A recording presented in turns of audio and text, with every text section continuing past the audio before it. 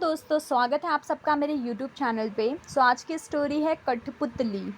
ये भी कक्षा छठी की बुक में से कहानी मैं आपको सुनाने जा रही हूँ। तो चलिए कहानी स्टार्ट करते हैं। शहर में आनंद महोत्सव का आयोजन किया गया था, जिसमें विभिन्न राज्यों की संस्कृति एवं शिल्पकला की तथा अन्य दुकानें सजी हुई थी। इनमें विविध कलाओं की विशेषताओं के दर्शन, खेल प्रदर्शनी, मौत का कुआं, छोटे बड़े झूले, कठपुतली का नृत्य और खाने पीने की दुकानें आकर्षित कर रही थी। प्रीति अपने मित्र तेजस, प्रसन्ना और मृण्मयी के साथ महोत्सव देखने आई थी। आइसक्रीम का आनंद लेते हुए वह कठपुतली के नृत्य की दुकान के सामने सूत्रधार की आवाज़ सुनकर रुकी। वह कह रहा था, आओ आओ सारे बहन भाई, सकून अपशकुन की है लड़ाई, दिखाओ इसमें तुम चतुराई, कर लो आज मोटी कमाई। प्रीति ने देखा बाजू में एक बोर्ड रखा था जिस पर लिखा था, आइए आइए हमें गलत साबित करके 1000 रुपये ले जाइए। प्रीति ने सोचा, यह कौन सा बड़ा काम है, चलो आज आजमाते हैं। प्रीति अपने मित्रों के साथ अंदर गई तो देखती क्या है, कुछ कठपुतलियाँ रंग बिरंगे पहनावे पहनकर आंखें मटकाती हुई इधर से उधर आ जा रही थी। लोगों का स्वागत करती हुई सूत्रधार के वाक्य को दोहरा रही थी। आवाज़ तो विद्यार्थियों की है, पर लगता है कि कठपुतलियाँ बोल रही हैं।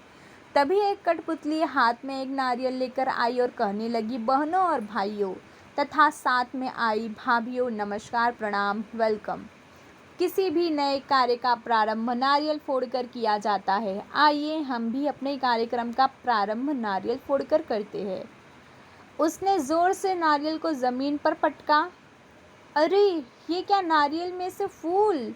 आश्चर्यचकित होकर कठपुतली बोली, देखो देखो, अंधविश्वास, नारियल से फूल निकले। इस पर सूत्रधार बोला, देखो मित्रों, यह है हाथ की सफाई। सूत्रधार ने बताया कि नारियल में 3 छेद होते हैं। उनमें से किसी एक छेद को सिलाई की सहायता से खोलकर शाम को उसमें से मोगरे या चमेली की कलियां अंदर पहुंचाई जाती है। प्रयास के समय तक वे खिलकर फूल बन जाती है, जिसे लोग अंधश्रद्धा समझते हैं। ऐसे ही बाल आदि का प्रयोग कर लोगों को डराते हैं। इतना कहते ही सभी कठपुतलियाँ कमर मटकाती हुई गाने लगी, देखो देखो सारे बहन भाई, शकुन अपशकुन की है लड़ाई, नारियल ने जो खूबी दिखाई, देखो सभी के सामने आई। तभी एक काली बिल्ली इन कठपुतलियों के सामने से भागी और सारी कठपुतलियाँ ठिठक कर खड़ी हो गई। उनमें से एक मुंह पर हाथ रखकर बोली, हाय हाय, लो अब तो हो गया कार्यक्रम का बंटाधार। दूसरी कठपुतली बोली, क्यों, क्या हुआ बहना? पहली कठपुतली बोली, अरे देखा नहीं, काली बिल्ली ने रास्ता काटा। तभी सूत्रधार ने प्रवेश कर बताया, देखो बिल्ली को वहाँ उसका प्रिय खाद्य चूहा दिखा, जिसे देख बिल्ली उसे पकड़ने को लपकी। उसने जानबूझकर तुम्हारा रास्ता नहीं काटा है। सूत्रधार के इतना कहते ही कठपुतलियाँ आकर गाने लगी, देखो देखो सारे बहन भाई, शकुन अपशकुन की है लड़ाई, बिल्ली मौसी जब सामने आई, भगदड़ सबने खूब मचाई। सारे दर्शक तालियां बजाने लगे। तभी एक कठपुतली आछी आछी कर छींकते हुई आई। एक बार फिर नाचती हुई सारी कठपुतलियां डरकर रुक गई। तभी दूसरी बोली, अरे रे, फिर अपशकुन हो गया, आज तो सचमुच ही हमारा कार्यक्रम नहीं होगा। चलो चलो। तभी सूत्रधार उन्हें रोकते हुए बोला, दोस्तों हम भी यही करते हैं और अपने कार्य को समय पर करने की बजाय या तो उसे विलंब से करते हैं या करते ही नहीं। परिणाम कार्य की अपूर्णता और नाम शकुन अपशकुन का। सूत्रधार अभी बात ही कर रहा था कि कठपुतली फिर से छींकी, आछी। सूत्रधार ने उस कठपुतली से पूछा, बहना कहाँ से आ रही हो? कठपुतली बोली, भैया पास वाली लल्लन चक्की की गली से। तब सूत्रधार हंसते हुए बोला, आज लल्लन की चक्की पर हरि किशन दास के यहाँ की शादी की मिर्ची पिसाई जा रही है। जो भी उस गली से गुजरता है ऐसे ही छींकता हुआ आ रहा है।